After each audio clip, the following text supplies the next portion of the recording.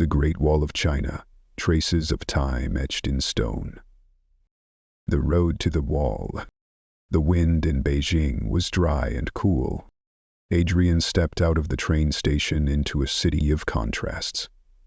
Ancient hutongs brushing against glass skyscrapers, steaming street food carts beside luxury boutiques. It was dusk, and the lights of the city flickered to life like stars settling into place. But he didn't linger in the capital. The next morning, with his notebook tucked into the side of his coat and a quiet anticipation in his chest, he boarded a small regional bus heading north to a section of the Great Wall known as Meng Jiangnü. It was less crowded than other stretches. Winding through forested hills, it held a sense of something quieter, older, almost forgotten. As the vehicle climbed narrow roads flanked by wild pines and valleys wrapped in fog, Adrian felt as if he were approaching the edge of something immense, not just in size, but in spirit. First footsteps on the stones. At the trailhead, the wall came into view, not all at once, but piece by piece, like the tail of a dragon unfurling across the mountains. Stone towers, weathered by time and war, rose above green ridges.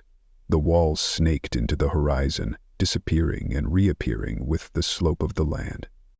Adrian climbed the final steps toward one of the restored watchtowers. The stone beneath his boots was cool and solid.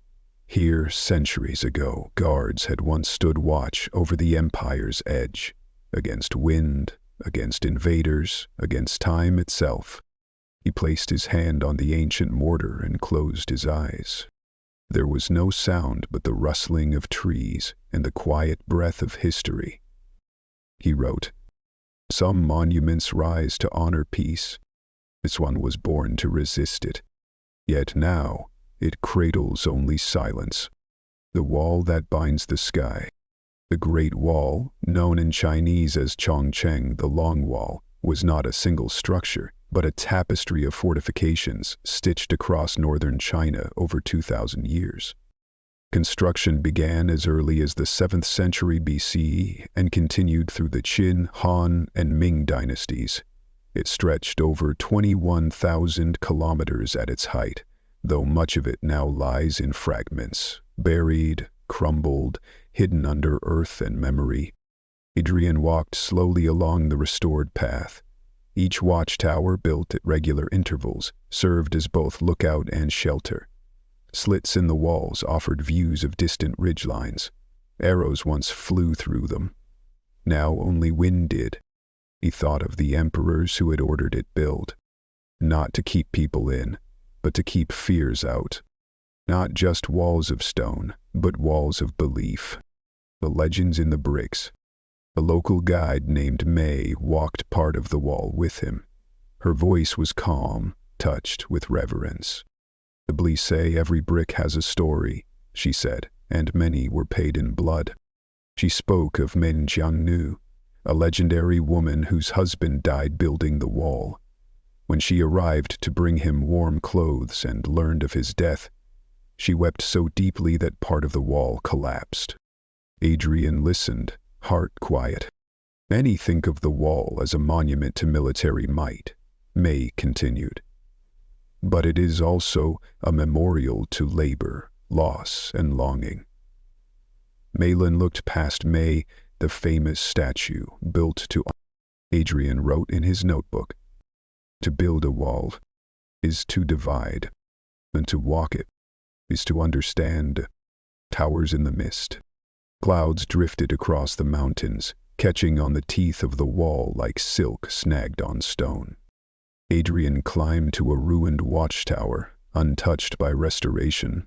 Vines crept through its cracks. The roof had caved in long ago, but from here the view was unbroken. The wall ran endlessly, tracing the ridgeline like calligraphy across parchment hills. He thought of the men who had carried stone, dug earth, lit signal fires when danger approached. He thought of the years carved into each meter of this path, and he wondered, did they know they were building something to outlast kings? The wind answered softly, shaking a few leaves loose from a nearby tree. A night on the wall.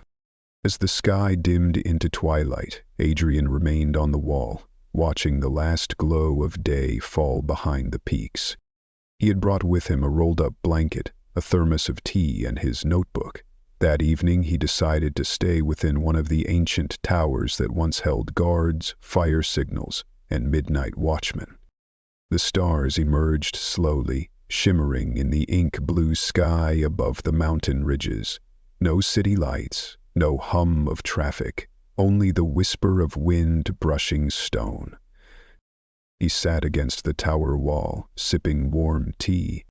In his solitude, he imagined the torch signals once used to send messages across distances. Smoke by day, flame by night. A single fire lit in one tower could be seen by another miles away. An early network of defense, of alarm, of information. He thought, the 4 satellites, the 4 wires. The fire knew how to speak. And then, silence again. Wrapped in his blanket, beneath the stars, Adrian fell asleep with the weight of centuries above and below him. Walled empire.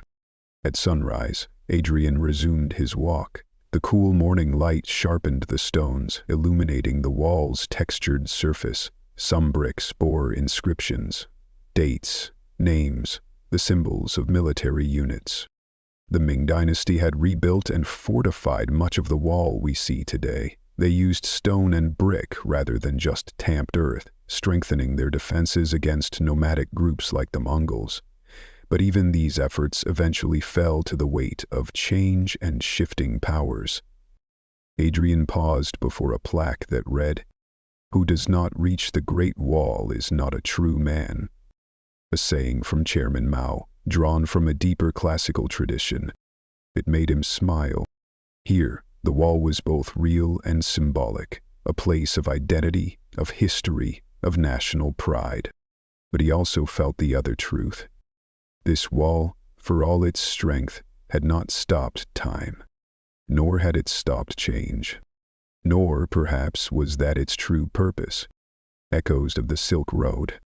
Later that afternoon, Adrian visited a nearby village once linked to the Silk Road. Here, the wall served not just as a barrier, but a checkpoint of exchange. Caravans from Central Asia once passed near these mountains, carrying silk, spices, porcelain, paper, and ideas. Buddhism traveled along this road. So did calligraphy. So did music, medicine, maps, and myth. The Great Wall was not just a shield, it was a thread woven into the great loom of civilization. Adrian stood beside a dusty map and traced it with his finger. From Xi'an to Samarkand to the Mediterranean. He wrote, "The wall does not separate, it connects. It's to present, empire to wind, nation stone to story. Farewell to the dragon's spine." Before he departed, Adrian climbed to a final viewpoint known to locals as the Dragon's Spine, where the wall crested a narrow ridge, its stones like vertebrae rippling along the mountain. He stood there, the wind pressing against his coat, his eyes full of haze and horizon.